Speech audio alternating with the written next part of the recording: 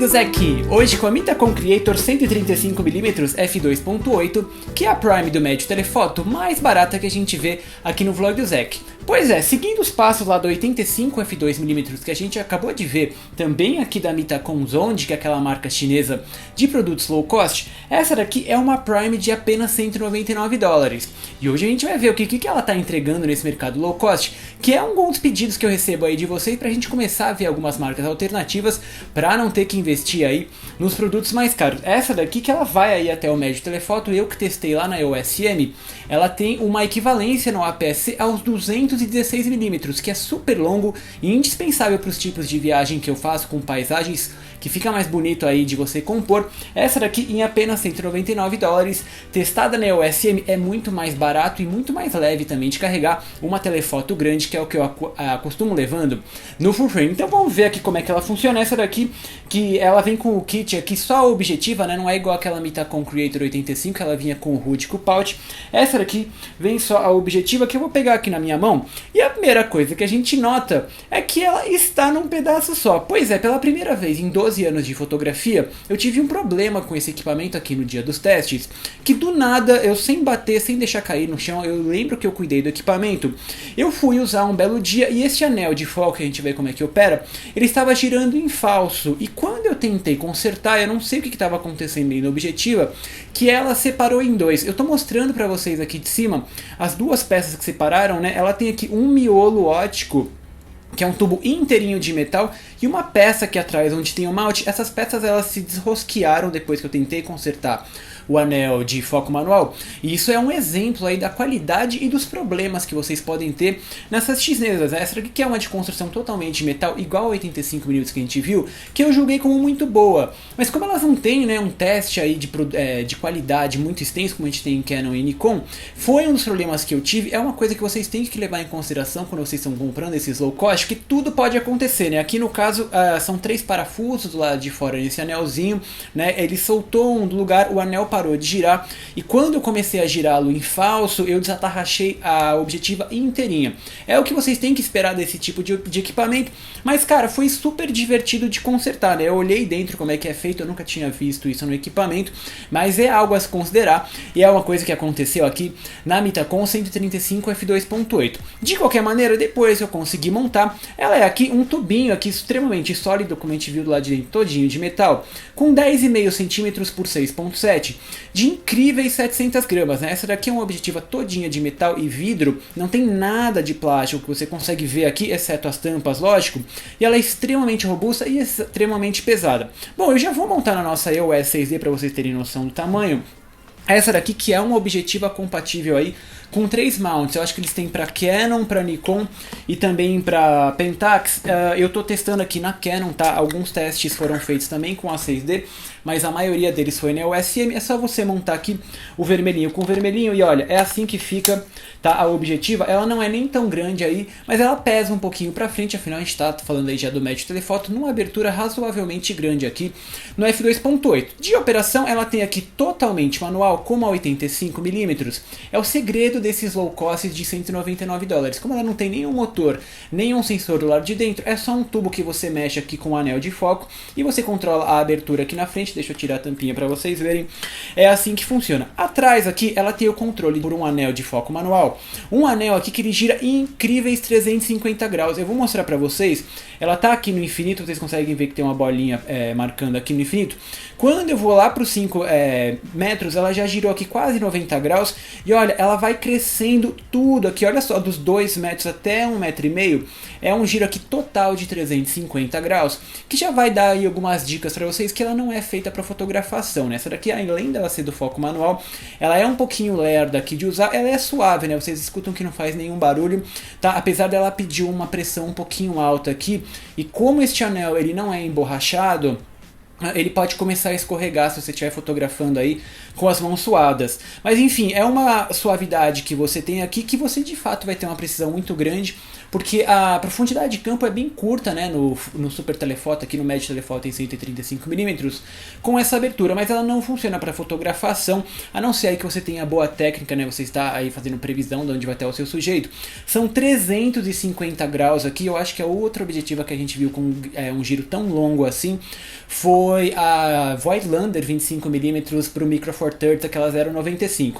E na frente a gente tem outro anel aqui mais fininho, esse que controla a abertura, né? Vocês conseguem ver aí no vídeo, ó, eu fechando e abrindo a abertura, né? Um sistema aqui de 9 blades retos, né? Vocês conseguem ver que ele não é circular, que ele vai do f2.8 até o f22 em stops cheios, né? Ele não é do tipo Cine, tá? Ele tem stops bem marcados aqui do tipo click, tá? Então se você está fazendo gravação de vídeo, você vai ter que fazer algum joguinho aí com a mão bem devagar para parecer que está fazendo de maneira suave, tá? Mas ele não é duro, ele é bem mais suave do que eu tive aqui com o anel de foco e ele fica lá na frente.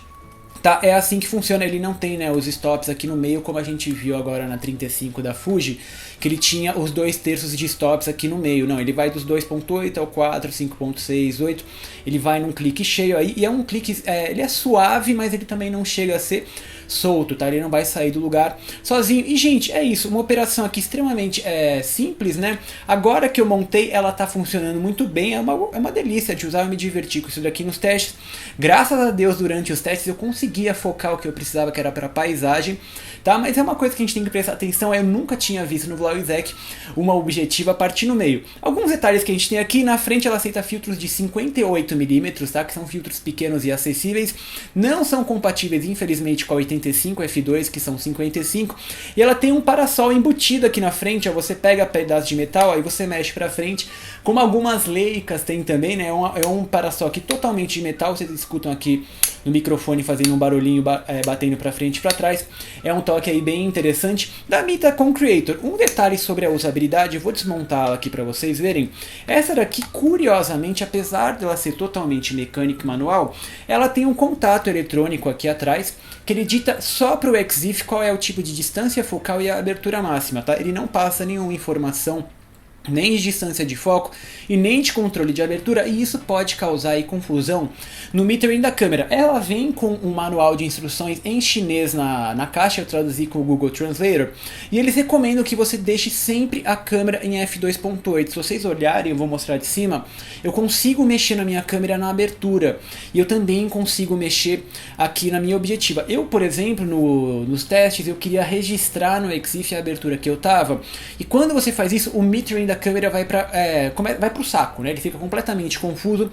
Então a Mitacom no manual recomenda que você deixe a câmera sempre no f2.8 e controle a exposição aqui só no anel da frente, tá? Se você fizer do contrário, por exemplo, eu deixei aqui na frente f8 e coloquei lá na câmera f8, a exposição sai completamente escura. Inclusive no live view, quando você está fazendo o Exposure Simulation, a câmera fica completamente doida. Infelizmente a gente tem que deixá-la sempre no f2.8. Vou montar aqui de novo, né? O mount também é de metal, eu desmontei o objetivo inteiro, o mount ele é bem construído aí. Uma peça super elegante aqui, né? Preta com as marcações brancas e amarelas, uma delícia de usar. A Mitacom Creator, a primeira objetiva que a gente já viu quebrar aqui no vlog do Zec, né? Eu falei, eu preciso mostrar isso para as pessoas, deixa eu colocar ela do lado, não vou colocar em cima que não pode cair. Eu falei, eu preciso mostrar para as pessoas eu montando, porque foi uma coisa curiosa, foi divertido eu ver do lado de dentro, né? Vocês conseguem ver que ela tem só um pedaço de mount e o resto, a parte ótica, graças a Deus, é um tubo só, né? Não teve risco aí de eu desalinhar. E vocês conseguem ver que a engenharia do lado de dentro é todinha de metal. Aqui da Mitacom Creator 135 f2.8. A Mitacom Creator 135, que ela tem um projeto ótico aí mais simples dos que eu já usei aqui no vlog do Zec, com apenas 5 elementos em 4 grupos, uma peça de baixa dispersão e só. Uma fórmula duplo Gauss simplificada e espaçada aí para o telefoto. Ela não pede elementos extras para lidar com zoom, correção de astigmatismo e set, tal como a flare, que já são bem controlados pelos elementos pequenos. Uma das vantagens de começar com a abertura modesta f2.8, pelo menos para uma Prime. Então os arquivos saem com uma surpresa, a mesma que encontramos em qualquer Prime em abertura f2.8. Resolução altíssima, contraste razoável na abertura máxima e perfeição logo fechada em um stop. É como uma cinquentinha f1.8 que já estamos acostumados. Feche uma cinquentinha para f4 e você tem virtualmente a mesma performance de uma topo de linha, e é isso que acontece com a Mitacom Creator. Mesmo em f2.8, a resolução é perfeita de ponta a ponta do quadro, própria para fotografar paisagens em pouca luz, desde que os elementos caibam na profundidade de campo curta do telefoto. É impressionante para uma objetiva totalmente aberta, mas não se enganem, é uma vantagem do f2.8 máximo, que não é tão grande assim. Então todas as pedrinhas, árvores, detalhes das montanhas, cabelos, janelas, são reproduzidas no quadro todo com perfeição do centro às bordas, coisas que jamais vemos nas zooms. Por exemplo, as 18-135 que todo fabricante tem no formato APS-C, elas sempre sofrem com contraste pobre e resolução péssima nessa distância, além da abertura f5.6 que vem nesses projetos. A Mitacom não, em f2.8 ou mesmo em f4, ela já está aí com 1 ou 2 stops de vantagem e entrega resultados perfeitos como as top 270mm. A única reclamação geral que eu vi, e curiosa até, é que na abertura máxima as lâminas da abertura continuam influenciando o caminho da luz, refletindo-a nos tubos internos de metal da objetiva, provocando bandas de luz em pontos muito brilhantes. Isso some logo em f4, mas pode atrapalhar aí em f2.8 se você fotografa muito contra a luz. É um dos problemas de projeto low cost, que nada tem a ver de fato aí com os vidros lá de dentro, sem grandes tratamentos para a perfeição. Mas é um detalhe pequeno, fácil de contornar com a mudança da composição, ou como eu disse, é só fechar para f4. Neste valor já devemos estrelas aí de 18 pontas da abertura com 9 lâminas retas, lindas para paisagens noturnas de cidades, como a 85 f2 que a gente viu. A resolução é alta e perfeita para trabalhar inclusive nas câmeras de alta densidade. E a última surpresa são as aberrações cromáticas. Laterais não existem, de eixo também não. Enquanto a Canon EF 135mm f2 LUSM explodia totalmente aberta, especialmente com sujeitos cromados durante o dia, a Mitacom não mostra qualquer sinal nem de blooming, nem de bolhas roxas, ou mesmo de contornos coloridos no primeiro plano ou no desfoque.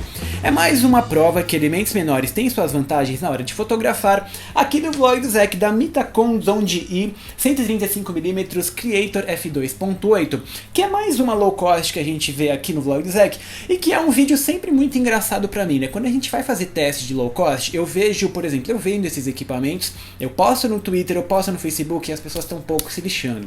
Vocês que assistem até aqui o vlog do Zek até o final do vídeo, essa daqui montada na EOS M, por causa da distância focal longa e como eu tava fazendo uma viagem, essa aqui foi na mesma viagem que a gente viu a 6300 e a Fuji, porque eu tava fotografando paisagem, é muito mais fácil você fazer composições interessantes com o super telefoto aqui, o médio telefoto, do que uma grande angular.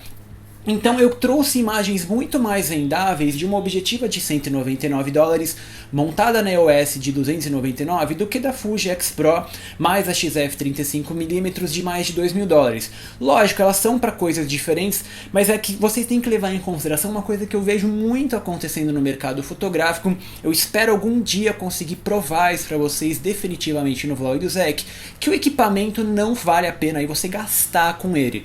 Lógico, dependendo do trabalho que você for fazer, algumas objetivas um pouquinho mais high-end vão fazer sentido oticamente, mas mesmo o topo, o básico aqui que a gente tem no low cost, funciona muito bem. Não fiquem, né, com esse equipamentite que eu li outro dia na internet.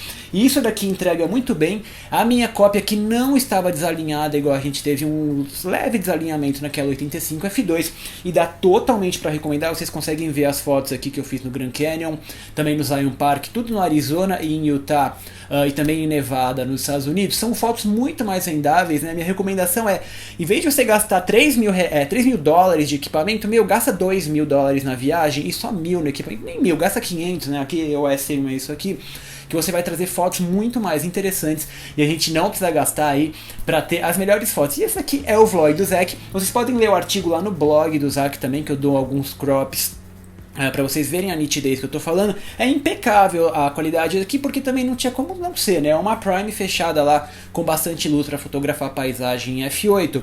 Cara, não tem para que eu levar uma 70-200 f2.8 L2 e S USM, porque eu só vou carregar aquilo lá para não usar todo o vidro, né? Se eu vou fotografar com bastante luz e no f8 e não sendo foco automático, para que eu vou levar um trambolho daquele? Eu posso muito bem me virar com essa daqui, e vocês conseguem ver lá no blog o Zek. Não deixem de ver também o Flickr e principalmente o Tumblr Tumblr do vlog do Zack, porque no Tumblr eu posto um crop de 1280 por 1280 que vocês conseguem ver de fato a resolução disso daqui, mesmo no f2.8. E o pessoal do Patreon recebeu os arquivos RAW também, viu a dificuldade que eu tive para focar, né? Porque mesmo com a distância eu tava lá considerando, vai ter a profundidade de campo longa. E aí alguns arquivos meus eles não estão focados no ponto certo, aí isso não aparece no print. Mas de qualquer maneira é a grande lição que a gente tem aqui no vlog do Zack dessa objetiva, que ela funciona muito bem, não importa aí que ela esteja no low cost, porque entregou todos os resultados que eu precisava. E é isso, o beijo, o abraço, até a próxima.